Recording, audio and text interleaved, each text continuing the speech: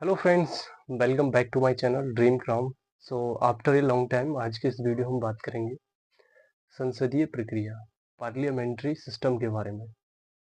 And हमने बहुत सारी वीडियो जो यूट्यूब चैनल पे अपलोड कर रखी हैं, आप जा सकते हैं और देख सकते हैं। आज के इस वीडियो में हम जानेंगे कुछ इम्पोर्टेंट आर्टिकल हैं जो कि हमारे एग्जाम के पॉइंट ऑफ व्यू से बहुत ज़्यादा इम्पोर्टेंट है। सो आइए शुरू करते हैं। तो सबसे पहला आर्टिकल है हमारा अनुच्छेद नंबर 108।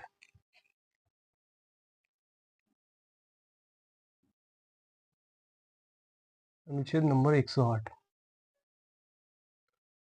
देखिए इसमें क्या है, इसमें है संयुक्त अधिवेशन के बारे में बताया गया है।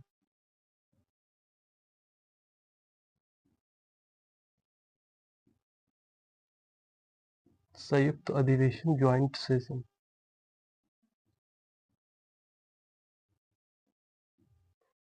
देखिए ज्वाइंट सेशन इट मीन्स क्या है कि इसमें लोकसभा और राज्यसभा दोनों की संयुक्त बैठक बुलाने का जो राइट है, वो जो अधिकार है, वो किसके पास है? वो राष्ट्रपति के पास है। आर्टिकल 108 के तहत यानी कि लोकसभा और राज्यसभा की संयुक्त बैठक बुला सकता है राष्ट्रपति। ठीक है ना? और किस किस पर नहीं बुला सकता है राष्ट्रपति? तो धन विधेयक, कोई भी धन विधेयक होगा तो उस पर बैठक बुलाने का अधिकार उसके पास नहीं है। और कौन सा? एक संविधान संशोधन विधेयक। ये दो विधेयक ऐसे हैं, अगर इस पे कोई भी बात होती है, फिर कोई भी बिल बनता है, तो इन पे राष्ट्रपति जो है संयुक्त बैठक नहीं बुला सकता। केवल साधारण विधेयक पर राष्ट्रपति क्या है, बैठक बुला सकता है, संयुक्त बैठक। तो राइट किसके पास है संयुक्त बैठक बुलाने का? ये जो राइट है वो किसके पास है? प्रेसिडेंट के पास है। ठीक है। किस पर नहीं बुला सकता? तो अभी बताया मैंने, धन विधेयक। धन विधेयक। और एक कौन सा होगा हमारा? संविधान संशोधन विधेयक।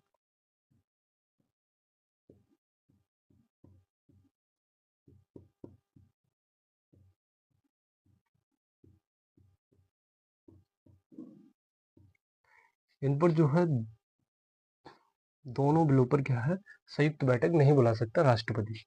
ठीक है ना? और साथ के साथ इसमें क्या है, वीटो पावर का इस्तेमाल भी नहीं कर सकता।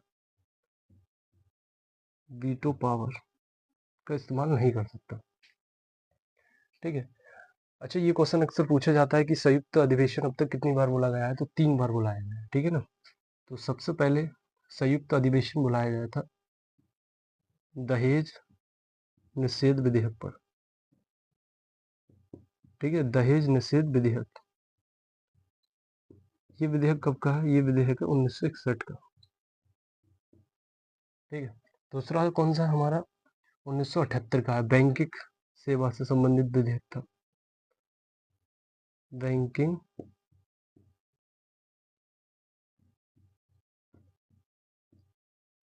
एंड एक था हमारा आतंकवाद से संबंधित विधेयक।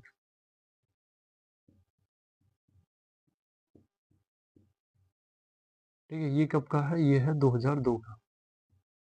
तो अब तक जो है संयुक्त अधिवेशन कितनी बार बुलाया गया है? 3 बार। ये आपको पता होना चाहिए। ये तीनों ही विधेयक जो संयुक्त अधिवेशन बुलाया गया है, ये तीनों ही इम्पोर्टेंट है एग्जाम के पॉइंट ऑफ व्यू से। अब बात करेंगे हम आर्टिकल 120, जो कि हमारे एग्जाम के पॉइंट ऑफ व्यू से बेहद इम्पोर्टेंट है। आर्टिकल 120 में क्या है कि संसद में प्रयोग की जाने वाली भाषा क्या होगी? हिंदी होगी या अंग्रेजी होगी? आप संसद में हिंदी में बोल सकते हैं, अंग्रेजी में स्पीच दे सकते हैं। ठीक है। अगर आप चाहते हैं कि आप मदर टंग में स्पीच देना चाहते हैं, तो उसके लिए आपको परमिशन लेनी होगी किससे? भाई लोकसभा में किससे लेंगे आप? स्पीकर से। राज्यसभा में किससे लेंगे? चेयरमैन से। ये आपको पता होना चाहिए। संसद में प्रयोग की जाने वाली भाषा। ठीक है। तो कौन सी होगी? या तो अंग्रेजी होगी, ठीक है, या हिंदी होगी, या फिर क्या होगी? मातृभाषा।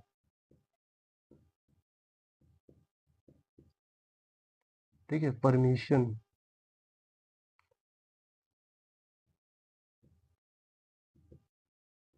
परमिशन के द्वारा, आपको पता होना चाहिए। ठीक है, एक आर्टिकल है हमारा 121। ये आर्टिकल क्या कहता है कि न्यायाधीशों के कर्तव्यों को लेकर क्या है कि संसद में कोई भी चर्चा नहीं होगी। ऐसा नहीं है कि भाई न्यायाधीशों ने किसी भी मुकदमे पर सुनवाई की, उसकी चर्चा जो है संसद में हो रही, तो ये ऐसा नहीं होगा। ये किस आर्टिकल में? आर्टिकल 121 में। ठीक है ना, न्यायाधीशों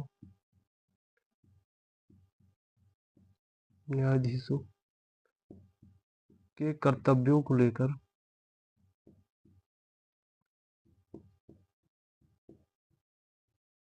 ठीक है, न्यायाधीशों के कर्तव्यों को लेकर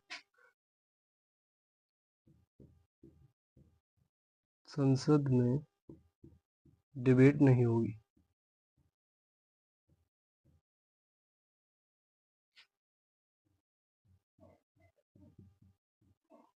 अच्छा, इसके बाद जो हमारा आर्टिकल है 122, इसमें क्या है?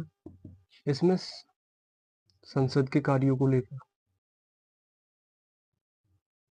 संसद के कार्य को लेकर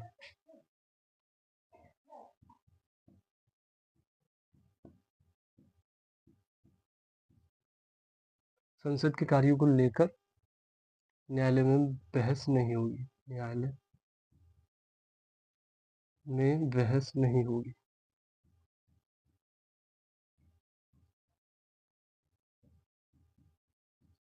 नहीं होगी, ठीक है ना, ये आर्टिकल हमें पता होना चाहिए। आर्टिकल 99, ठीक है, आर्टिकल 99 में क्या है? शपथ का उल्लेख है, राष्ट्रपति द्वारा शपथ। ठीक है, राष्ट्रपति द्वारा शपथ, ये भी हमें पता होना चाहिए। अच्छा, शपथ का जो उल्लेख है, मैंने ऑलरेडी आपको बता रखा है वो किस अनुसूची में, वो है हमारी स्केड्यूल 3 में। ये भी पता होना चाहिए हमें, स्केड्यूल 3 में वो हमारी। ठीक है, अब बात की जाएगी हमारी आर्टिकल 100। ठीक है, अनुच्छेद 100। अनुच्छेद 100 में क्या है भाई? इसमें है संसद की गण पूर्ति।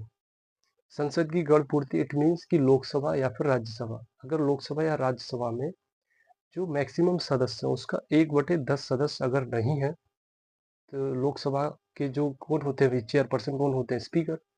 वो क्या कर सकते हैं? सदन को निलंबित कर सकते हैं। ठीक है ना, ठीक उसी प्रकार राज्यसभा में कौन करेंगे? चेयरमैन करेंगे। ये आपको पता होना चाहिए। ठीक है ना, संसद की गण पूर्ति।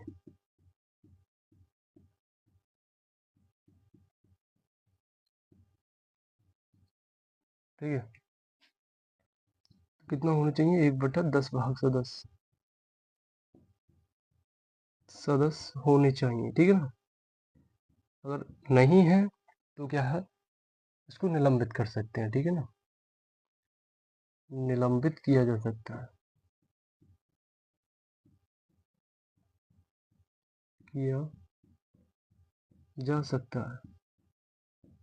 लोकसभा को कौन निलंबित करेगा? स्पीकर। राज्यसभा को निलंबित कौन करेगा? चेयरमैन। ठीक है ना, लोकसभा निलंबित कौन करेंगे? Speaker sir. ठीक है ना, और राज्यसभा को कौन करेंगे? चेयरमैन सर, सभापति सर। ठीक है ना, ये आपको पता होना चाहिए। अब बात करेंगे हम, एक आर्टिकल है जो कि एसएससी सीजीएल का जो एग्जाम होता है उसमें पूछा गया था, आर्टिकल 98। ठीक है, तो 98 में किसके बारे में उल्लेख है? वो है संसदीय सचिवालय। ठीक है, लोकसभा सचिवालय और राज्यसभा सचिवालय, इन दोनों का ही गठन कब हुआ था? 1952 में हुआ था। ठीक है ना, इसमें और इन दोनों ही सचिवालय में क्या होता है? एक क्या होता है? महासचिव होता है, जिसकी नियुक्ति कौन करता है भाई? लोकसभा का जो महासचिव होता है उसकी नियुक्ति करता है लोकसभा का स्पीकर, एंड जो राज्यसभा का महासचिव होता है उसकी नियुक्ति कौन करता है? राज्यसभा का चेयरमैन। ये आपको पता होना चाहिए। ठीक है, तो इसे मिटा देते हैं एंड वी विल कंटिन्यू।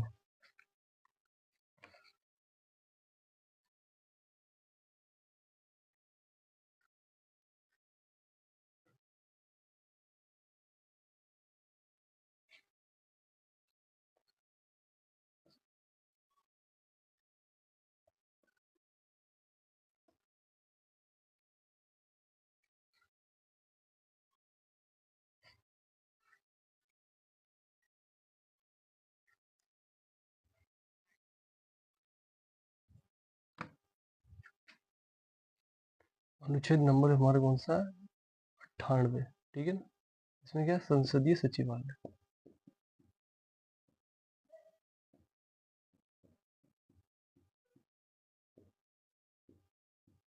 ठीक है, लोकसभा सचिवालय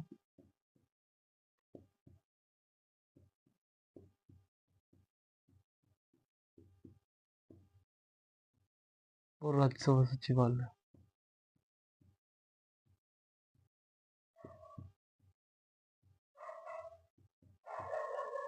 इन दोनों का ही गठन कब हुआ था? 1952 में हुआ था, ठीक है ना, ये आपको पता होना चाहिए। 1952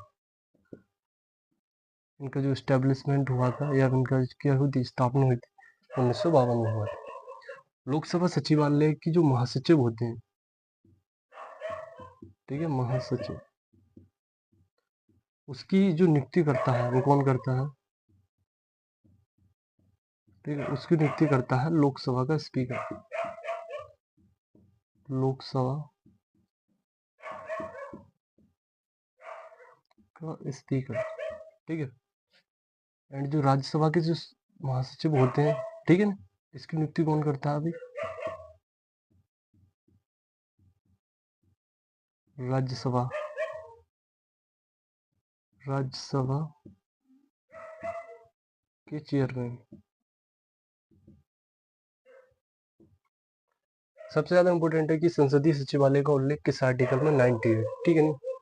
और ये पूछा जाता है कि लोकसभा जो सचिवालय है इसके महासचिव कौन है प्रेजेंट में, ठीक है ना। तो इसमें प्रेजेंट में जो महासचिव हैं वो कौन है? एक लेडी है जिनका नाम क्या है? स्नेहा लता, ठीक है ना, श्रीवास्तव। ये आपको पता होना चाहिए, ठीक है। और जो राज्यसभा सचिवालय इसकी जो महासचिव है वो कौन है? प्रमोद चंद मोदी, ठीक है ना, प्रमोद चंद मोदी, ये भी आपको पता होना चाहिए। अब बात करेंगे हम एक अनुच्छेद, हमारा अनुच्छेद नंबर 85, ठीक है। इसमें किसका उल्लेख है? इसमें है संसदीय सत्र, संसद सत्र। तो देखिए इसमें बताया गया है कि एक साल में हमें कम से कम कितने सत्र बुलाना? अभी से 2 सत्र बुलाना। मैक्सिमम हम कितने सत्र बुला सकते हैं? 3 सत्र बुला सकते हैं, ठीक है। कौन कौन से सत्र होते हैं ये पता होना चाहिए। एक वर्ष में 2 सत्र बुलाना आवश्यक है, ठीक है ना।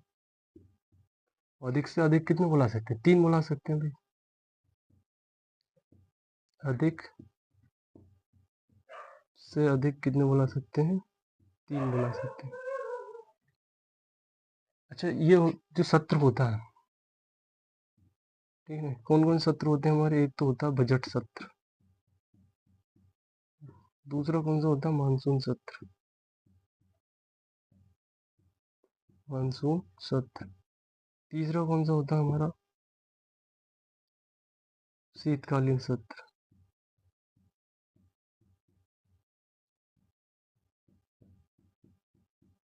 ये सत्र कब से कब होता है? ये चलता है हमारा फेब से मई, फरवरी से मई तक, ठीक है। ये कब से कब चलता है? ये चलता है हमारा